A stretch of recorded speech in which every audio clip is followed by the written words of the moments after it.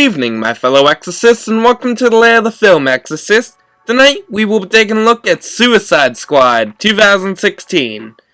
A secret government agency recruits some of the most dangerous, incarcerated supervillains to form a defensive task force. Their first mission, save the world from the apocalypse. Well, that sounds easy.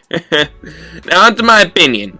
Okay, first off, Warner Brothers ruined this movie with all the reshoots and all the licensed music they used for their multiple introductions that took place in just the first half of the movie. I mean, we literally never get to the story until like half an hour to an hour into the story, which really annoys me. Now, to be honest, it was brilliant, but Warner Brothers handled these characters very poorly. So, the movie is almost unwatchable. I mean, you definitely notice when there was supposed to be a certain plot point that they just edited out and sewed together certain scenes, and it's like one of those Frankensteins that you wonder, what did I create? I mean, it's like sewing a pig, a horse, a cow, and a bunch of other farm animals mixed with sea folk and just a bunch of snakes, and seeing what would come out of it and realizing, yeah, this would have been God's biggest fucking mistake right here. Even God would throw up. No, it's like that Family Guy joke from years ago where it was what Miss Piggy and Kermit the Frog's child would look like, and it's just hideous and gross. Hopefully Silva can find that, and it's just, yeah, no, this was technically that child, but uglier.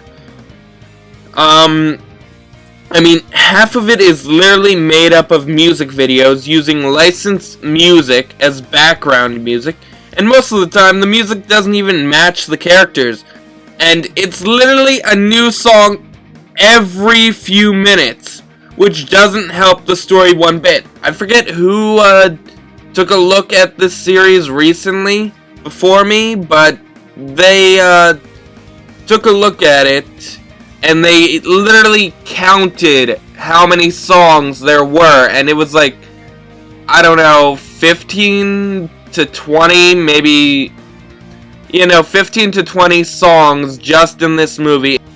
It's okay if you do certain songs, but it's gotta match the scene, or at least the atmosphere.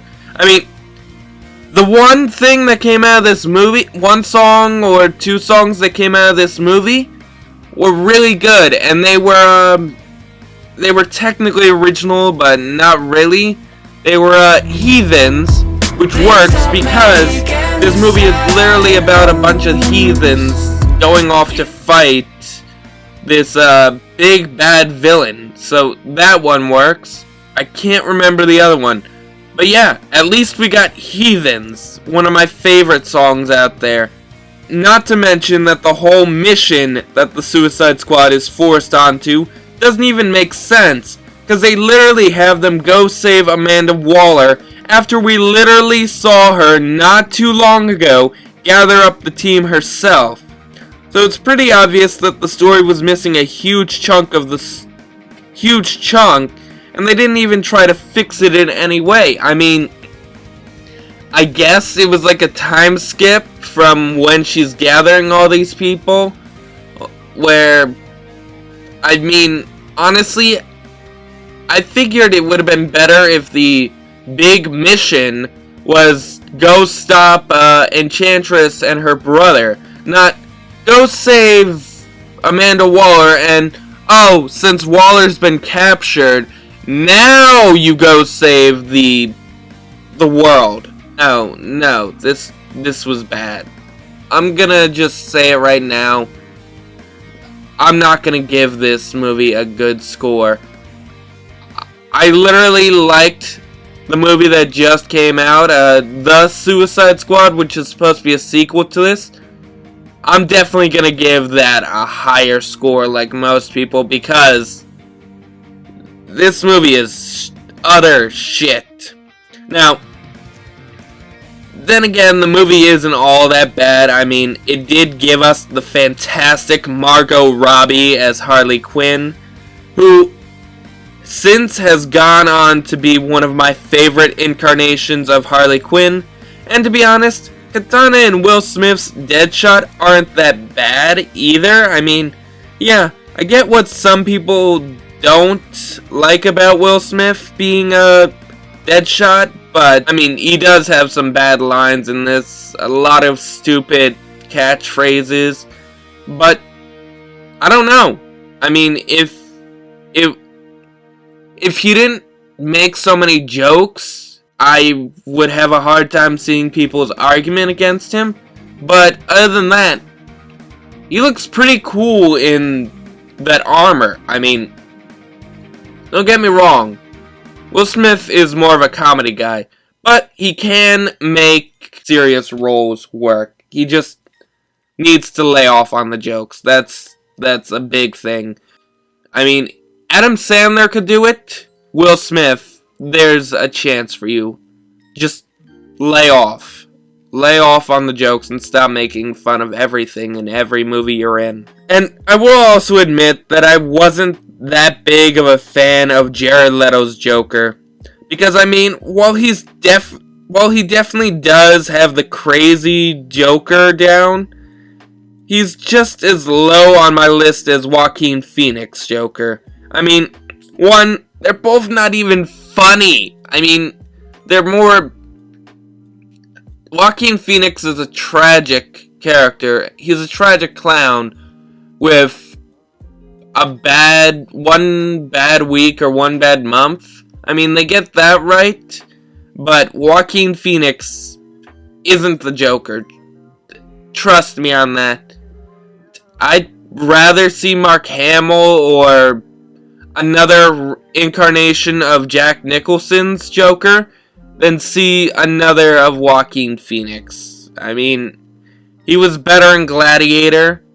He was... Yeah, no, I only remember him from Gladiator. I'm sorry, Jared Leto, but please never come back to the Joker role. Do us all a favor. I mean, you can be a different villain.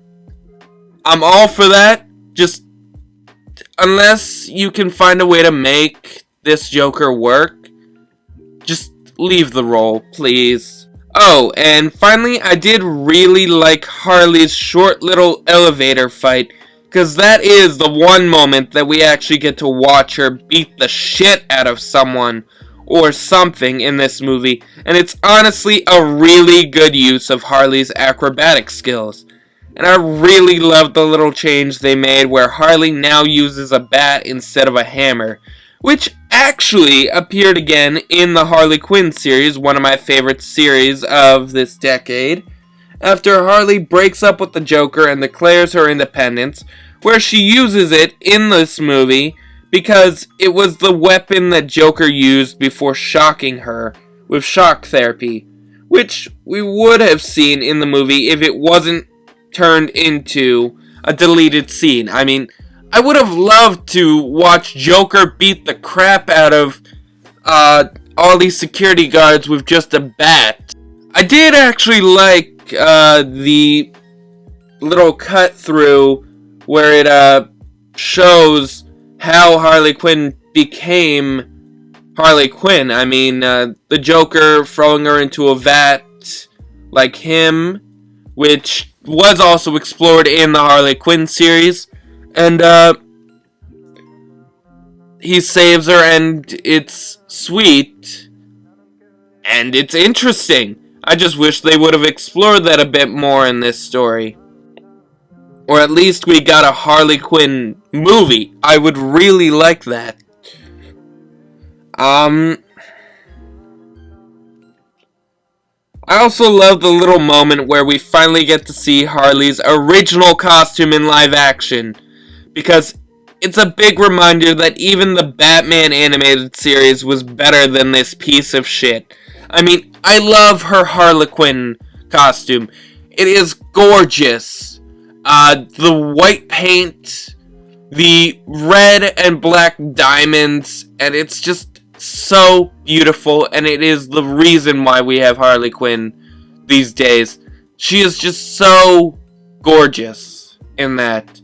And yes, I do like her daddy's little monster outfit, but you can never beat the original costume. That's why I miss Joker's original purple and green suit, because those were amazing.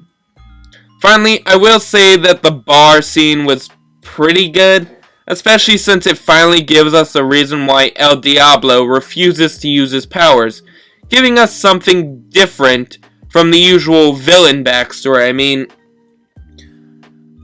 Captain Boomerang just wants to rob banks, Harley Quinn just wants to be with the Joker and rob banks,